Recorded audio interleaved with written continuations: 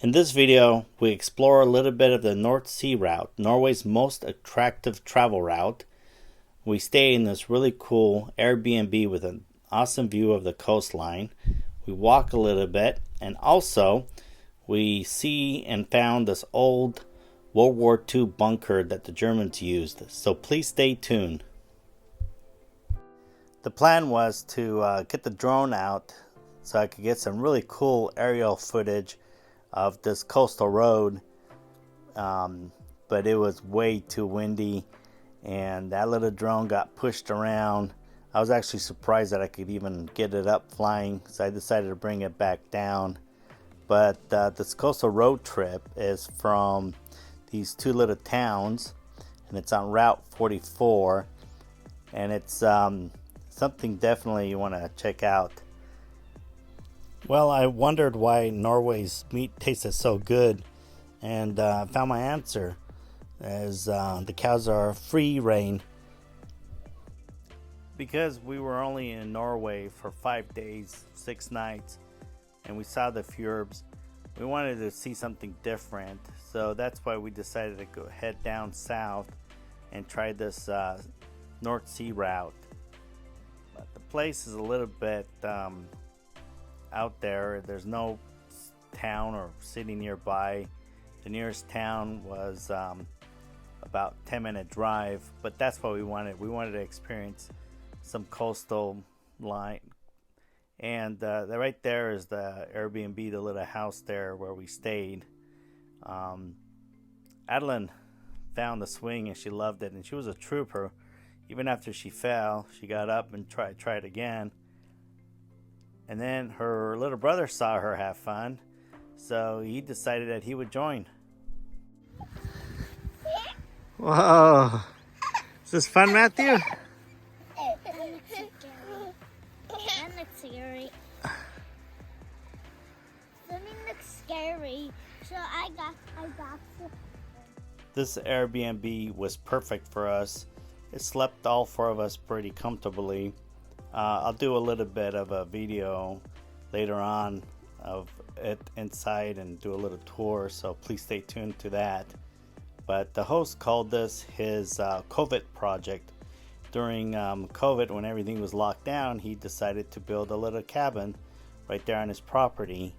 And those houses that you see there in the foreground are his relatives, and the one there on the right is their summer home.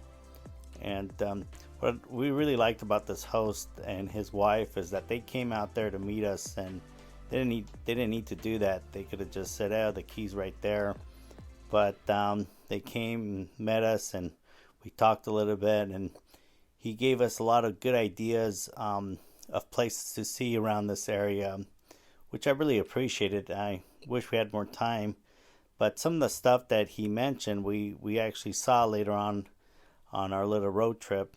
As you can see, it is kind of remotely, so we went into town and got our food before we got there. We did find this old German bunker from World War II while I was flying, and there's a really interesting story about this. So our host had this book that a German soldier wrote about his experience here in Norway, here at this bunker. What I found interesting was that the book was translated in Norwegian. Some people felt like that Norway wasn't really treated really bad when the Nazis invaded, because they tried to get them on their side, so to speak. So maybe that's why this book was also written in Norwegian, because there were some, back in World War II, there were some supporters that were supporting the Nazis. There were sympatheticers, and that kind of talks a little bit about it in the Heavy Water War, which, by the way, it's a really cool video that I did about it. You could click it here, or you can see on the description how the Norwegian stopped the Nazis getting the atomic bomb. But here they had a firefight, and our host wife's aunt, when she was a little girl, remembers it. And that night the Germans came, the Allies came and fired, and right there you could see where the house was. And she remembers as a child seeing these bright lights, and I do remember looking at that book, and they had a drawing of what war the battle was, and she remembers a little girl seeing these flares and lights and stuff, and that was the battle. The Germans were shooting flares so they could illuminate the Allied ships so they could blow them up. After a good night's sleep, we woke up the next morning with a beautiful sun. Well, let's go have breakfast.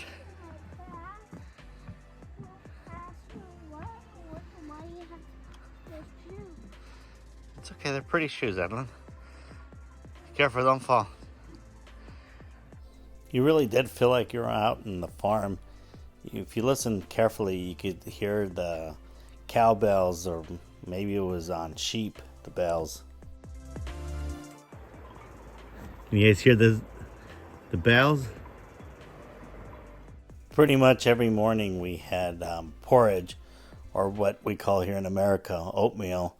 It was filling, and it was cheap and quick to make, so we did that. Now, the next part, our host told us about this road. What's interesting about this road, it's called the King's Road. I did a little research about it, and this road was used all the way back in the 1600s.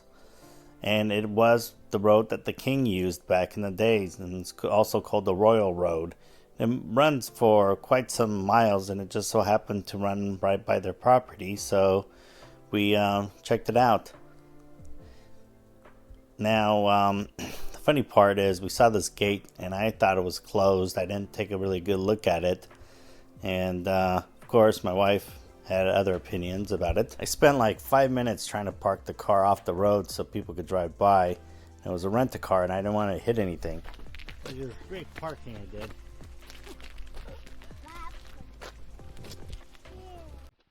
Matthew, what'd you do with my battery? You took it out, didn't you? Yeah. Okay, What happens now? Well, luckily I have a battery in the drone, but the extra battery, Matthew decided to take and play with it to get out of this box. Okay. Now, I think extra maybe I should pass No, this it way. over here. See? I know. I didn't know that until. But you got out and had a look. Yeah, but I didn't look at the gate. Dad, you shouldn't went here. Okay, we go right through here, should I? Down here. I think right down there. Are you sure? Alright. That might be a good idea, Adeline. Because we can't cross this fence here. How does it look up there, honey? Is it doable? Alright, I'll meet you guys up. Yeah, brilliant, Adeline. Okay, and I'll just throw Matthew over the gate fence here. Awesome. And we just go walk down there. Oh, I see. See the dock and everything. Alright, cool. What is that? Is it poo, Adeline? Is it? There's no poo around here. Okay, no, you're going the wrong way, Adeline. Come this way. Come which way do? There's poo right here. Yeah. I think this is just sheep poo. What sheep poo? Sheep. Ah. Ew. Yeah. Ew, ew. It's funny that the host told us, oh yeah, just go down there at the water, no problem. Didn't realize that we were going through all this private property. In America, they would probably shoot you. Yeah. Oh, you could have told me. What? I just got water in my shoes. I just remembered that it was wet when he said it's wet. Edlin, walk close to the rocks, Yeah. darling. Did you get all wet, honey? Yes. Okay. Matthew. Look, now she's climbing rocks. You don't have to, I don't think you need to climb up there, Adeline. Just did not get wet.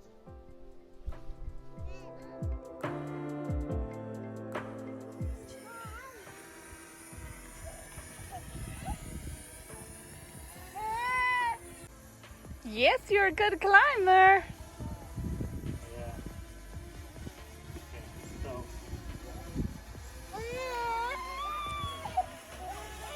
Okay. Hi, Adeline.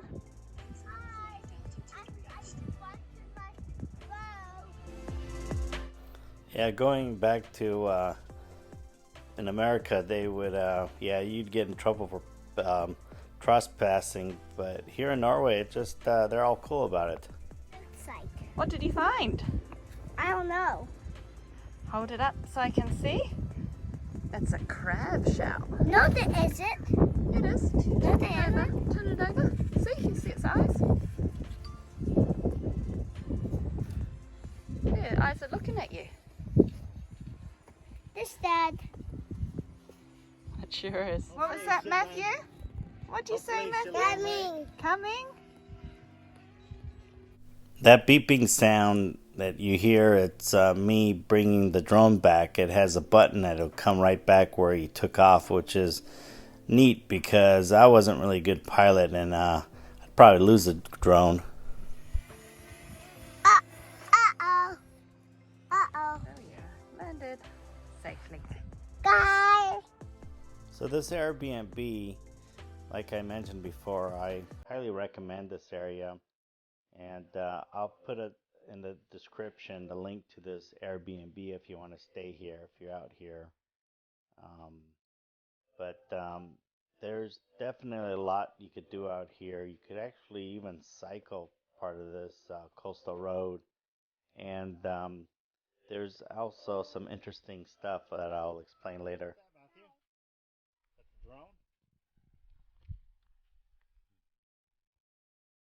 So we had to make our way back the same way we came. So we had to climb up this little hill and make our way back to the car. It was interesting because when I was talking to the host and I let him know that you know, it was private property where that bunker was, he just looked at me like it was no big deal. And it's kind of cool how they you could go on people's private property and they're cool about it. That's something that coming from America I'm not used to. It was really nice in the morning. That chair over there, I would sit and just look at the ocean while I was having my coffee. The kids wanted another go at the swing, so they had some fun. Okay, let's look inside here. See what we have. For the cabin. Take off my shoes. Come right inside. Refrigerator. For the kitchenette. Is everything you need. Bathroom. Toilet. Shower. Little sink. Vacuum cleaner. TV. But the view is what sells this place. This couch, you can sleep somebody in it. And then this is a little bedroom. The bed was really comfortable. Had a good night's sleep. So yeah, real nice place in Norway. Fun trampoline, isn't it? Yes. With the view. Wait, how can I do? You don't see the view? Look at this view. But Well, we packed our bags, then headed out. One thing I do want to mention about this Airbnb, we paid $184 per night, which I thought was a pretty good deal. So what's kind of cool about taking this North Sea road is that they have these point of interest. For example, this place where we stopped, it's where there's actually no tide whatsoever. And the reason why is because the English Channel, that the waves come from the south and the waves that come from the north, from Scotland, produce no tide, so it's the water's very calm. Okay, this point right there is part of the old tunnel, and what they did was they had hammocks that you could rent for free, and in the summertime you could sleep out there, and the view, what I could see by some pictures, is phenomenal in the morning, just seeing the ocean. But I thought that was kind of cool what they did, that our host mentioned to us about this part of the route. In the description I will put a useful website that talks more about this region and what's there to see. They even have some parts where you can learn about the Vikings in this area. They also have these two houses that are right underneath a cliff. They were built in the 1800s, and they become more of a tourist attraction. One of the houses you can still go inside and visit. It's a little hike to get to it, but there's plenty of parking. Also in this area, it's known for the Altmark Incident that happened in February of 1940. That's when a boarding party from the British Royal Navy went and stormed a German tanker that it was named Altmark, which had hidden in Norway's fjords and released 299 prisoners. The incident, which was a breach of Norway's wartime neutrality, prompted widespread celebration in Britain, but then the Germans used this as a propaganda, and Hitler used this as an excuse to invade Norway 2 months later. Along the drive we discovered this little village, and it looked just so peaceful and something out of a postcard. We really enjoyed this little drive. Well, anyways, thank you for coming along with us. If you liked this video, give it a thumbs up, and please consider subscribing to our channel. Next week we visit another city of Norway and explore what's there to see. So please stay tuned, and thank you.